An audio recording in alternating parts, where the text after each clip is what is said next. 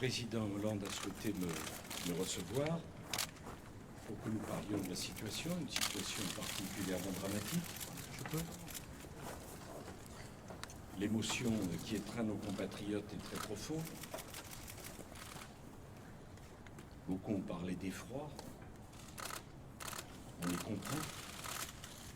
Quand on a vu ces images et la terrifiante détermination de ces barbares, le danger pour la République et pour chacun de nos compatriotes.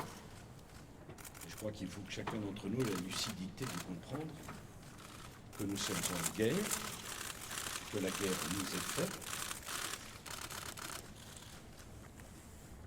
et que le risque que de tels événements se reproduisent est réel. Le risque que nous connaissions une situation aussi dramatique qui s'étale sur un temps long, c'est cela dont nous devons prendre compte.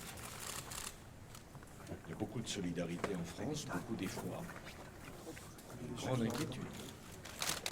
Et le devoir de chacun des responsables est de répondre à cette inquiétude. Quelles sont les conséquences que nous tirons de cet état de guerre? Le mot guerre n'est pas un mot qu'on prononce au hasard, qu'on prononce avec légèreté. Et j'ai dit au président Hollande qu'il me semblait que nous devions construire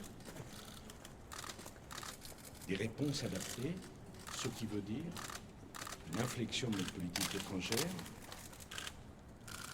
des décisions au plan européen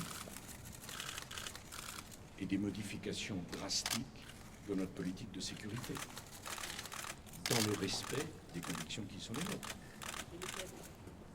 Sur le plan international, il me semble que nous devons tirer les conséquences de la situation en Syrie. Nous avons besoin de tout le monde pour exterminer Daesh, et notamment des Russes.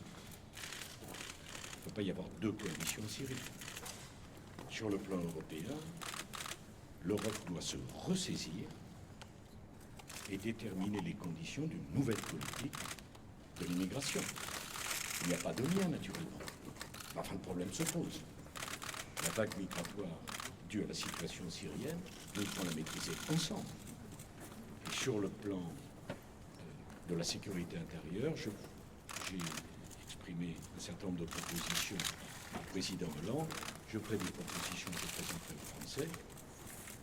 Mais nous devons, me semble-t-il, tirer les conséquences des failles et adapter notre dispositif sur tous ceux qui consultent des sites djihadistes, sur ceux qui font djihad.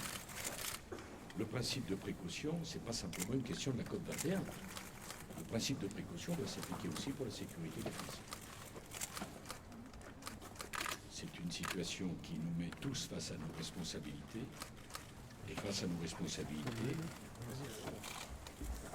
il faut que nous ayons le courage d'assumer les conséquences qu'appelle la sécurité des Français. La seule question qui compte, c'est celle qui fera que les Français demain se sentent en sécurité.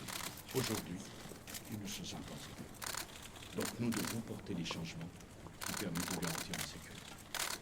Je vous remercie.